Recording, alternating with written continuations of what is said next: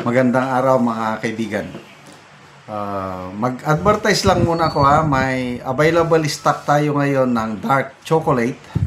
Dito lang kayo mag-contact.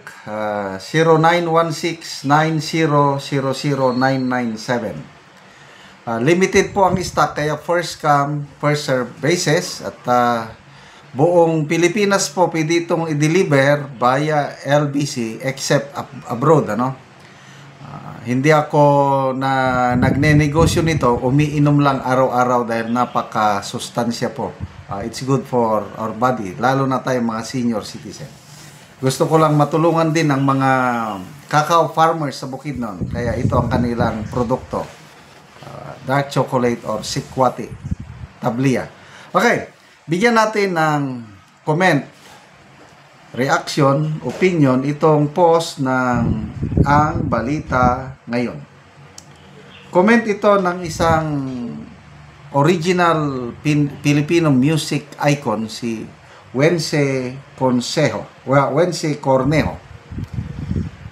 Tungkol ito sa pagbisita ng Pangulong Marcos Jr. sa Davao to inspect yung Bukana Bridge na inangkin niyang legacy project niya. Di ba niya alam na kinamumuhian siya ng mga Dabawenyo? Alam niya. Kaya ang daming pulis along the road at pinagbawalan ng mga civilians na mag-ano ng placard or magsigaw-sigaw.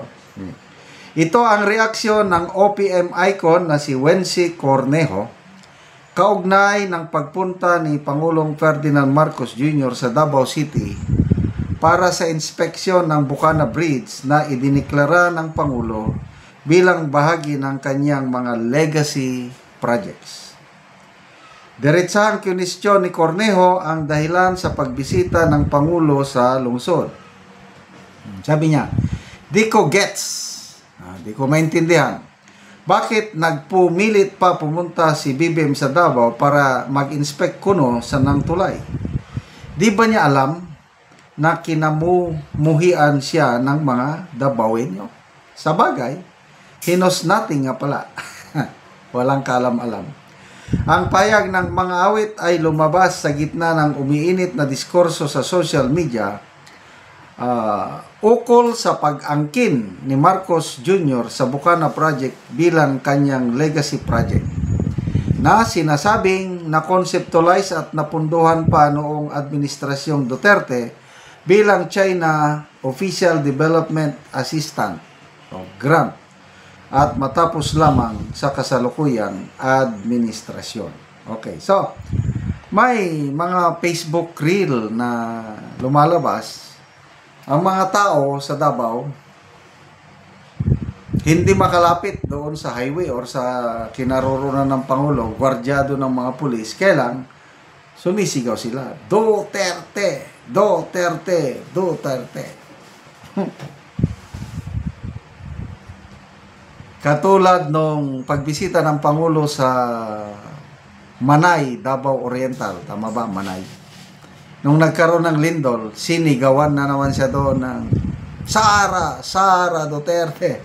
So, alam yan ng Pangulo na wala siyang kaamor-amor sa mga Dabawenyo. Kasi nga, makita nyo nung nagdaang eleksyon, tong May 12, yung kandidato ng administrasyon pagka-mayor, si Nograles, mga 5% lang atang nakuha niyang boto.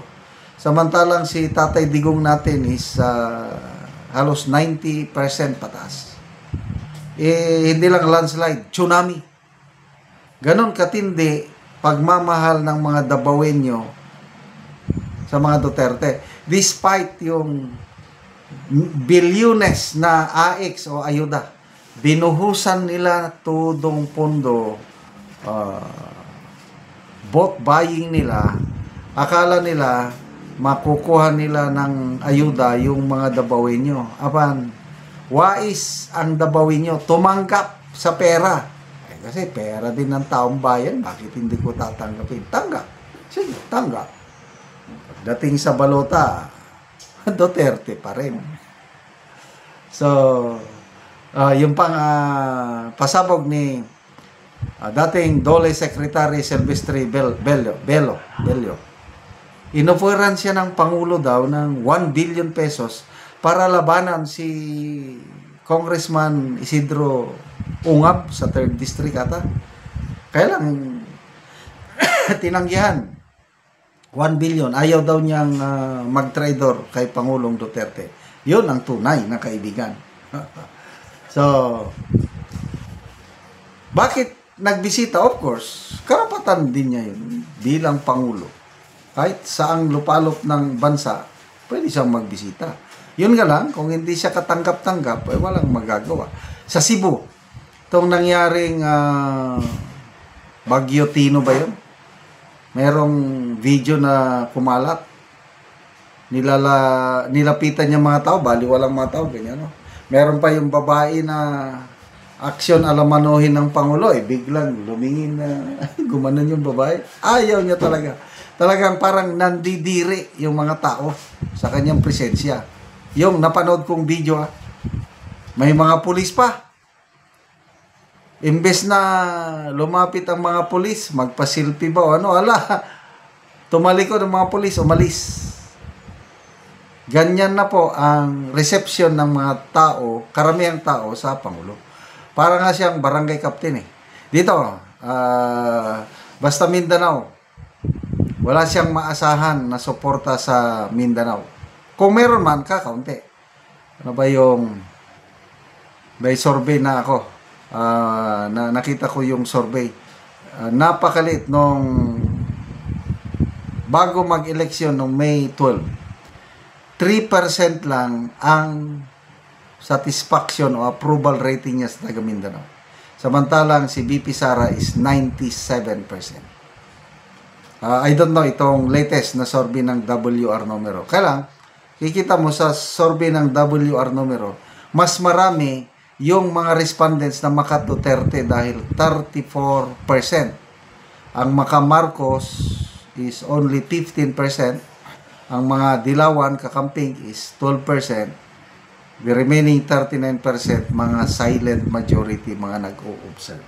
Okay, so, pabayaan mo na lang, idol, may singer, napakagandang awit nitong si Wendy Cornejo, madamdamin. Kaya nga icon siya ng original Filipino music. Salamat mga kaibigan sa inyong pagsubaybay sa ating channel. Nakakatulong kayo ng malaki sa tribong talandig ng Bukidnon dahil ang sweldo natin sa channel na ito is pantulong natin sa tribo. Namimigay tayo ng mga libreng yero at pako para makapagpatayo sila ng mas maayos na tahanan. Panoorin nyo ang video na ito. Si nanay matagaan og yero nga mag-atop na siya karon. Og sayang ka excited siya na ang ni dala sa yero aron lang makaatop sa ilang balay. So mo ni ang mga buslot sa ilang balay. So makita gid nimo nga daot na og lata na. So makita gid nato nga lata na og daot na og kaulan na gid si nanay sa iyang balay. So makita gid nimo nga lata na ang balay. So karon nanay, pila na ni katuig ang inyong balay nga nainana na. Nainani na ang iyang years na. Oo. Sa buslot na. So 14 years na busa nainani ang hitsura sa balay ni nanay. So makita gyud nimo nga daot na og tuloan na kayo kung muulan. Salamat ko sa Ginoo nga nag-atop na gid mi nakawak na mi balay. Pila na day mong edad nay?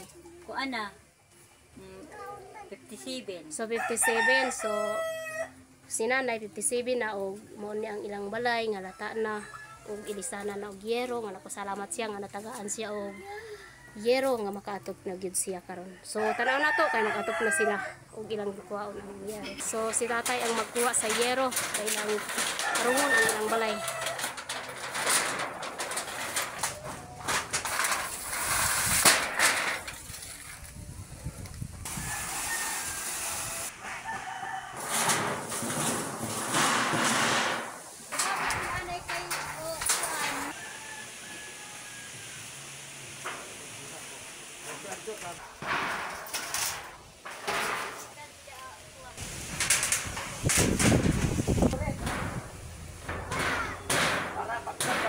So karon no managyod og atop ang balay ni nanay. So makita gyud nato nga nahuman na. So si nanay nakita nato na maayo ang iyang pahiyom kay nahuman na og atok ang balay. Salamat sa Ginoo nga nakamanagid mi karon nakahumang gid mi nakaatop sa inyong gipanghatag na among kalisod karon pag gid mi nakaatop. Sige nay. Salamat po.